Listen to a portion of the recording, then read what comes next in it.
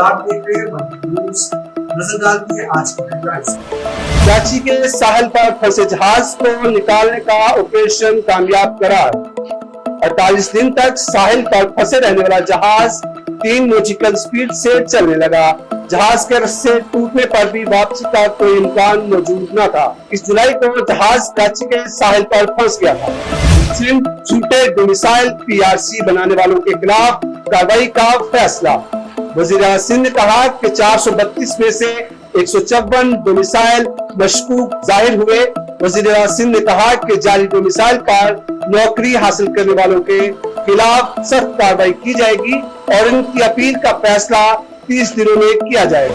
تاکہ سرکاری تعلیمی اداروں میں اساتذہ کے لیے ڈریس کوڈ لاگو کر دیے گئے۔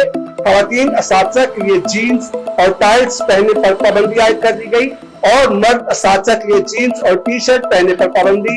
اساتذہ کو ٹیچنگ گاؤن اور لیبارٹری میں لیب کوٹ پہننے کی ہدایات جاری کر دی گئی۔ نیوز اسٹوڈیو سے فی الوقت اتنا ہی۔ مزید نیوز اور اپڈیٹس کے لیے دیکھتے رہیے 110 نیوز اور وزٹ کیجیے ہماری ویب سائٹ www.110news.tv۔